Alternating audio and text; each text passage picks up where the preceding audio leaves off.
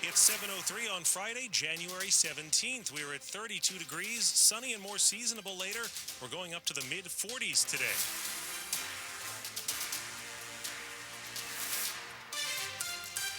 Good morning, I'm John Aaron. I'm Michelle Basch. The top local story we're following, Inauguration Day isn't until Monday, but we're learning some safety and security changes will begin sooner than initially expected, and it could affect your travel tomorrow.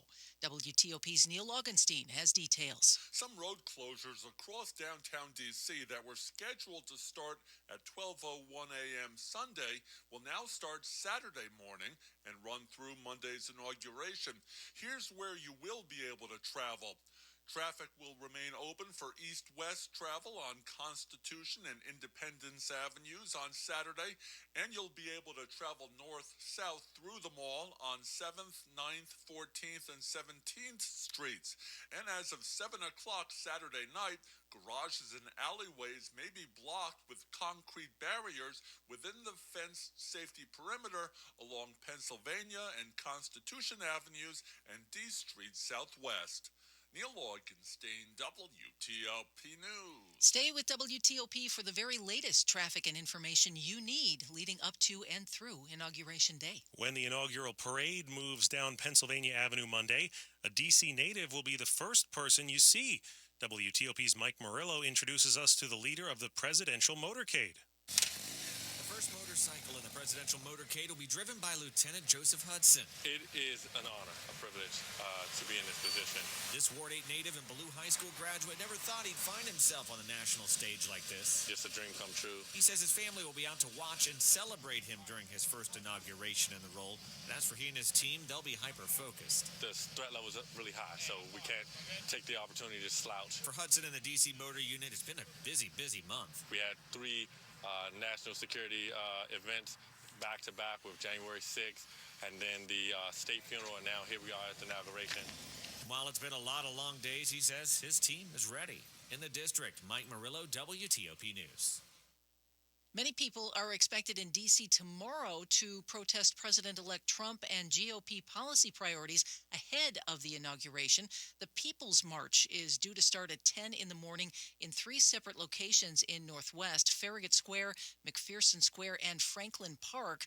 Organizers say priorities of the incoming administration will undermine the rights of women, immigrants, the LGBTQ plus community, and racial and religious minorities. The Arlington Memorial Bridge is now back open after a crash that sent a pickup truck over the side of the bridge and into the icy Potomac River.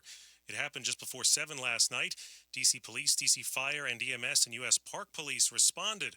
A police boat and divers went to work to rescue the only person who was in the submerged truck. Here's Park Police spokesman Thomas Twiname. The vehicle on the bridge, one person was transported to the hospital with non-life-threatening injuries from that vehicle.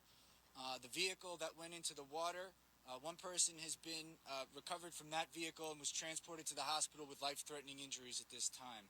D.C. Fire Chief John Donnelly says ice on top of the river made the rescue much more complicated. It is not clear yet what led to the crash. A man who is facing deportation could now go to prison for life for a murder in Silver Spring. More on this from WTOP's Kyle Cooper. 32-year-old Ramon Ramsey found guilty of murder and several other charges for shooting and killing 21-year-old Kamani Bailey in July of 2023 in a Silver Spring parking garage. Montgomery County State's Attorney John McCarthy says it was a senseless murder. The victim, whose life was taken in this case, was simply walking two young women back to their car. And he was shot at by an individual who did not even know who he was. Ramsey had been kicked out of a bar just before the shooting. Bailey's mother describes her son as a loving person with lots of friends.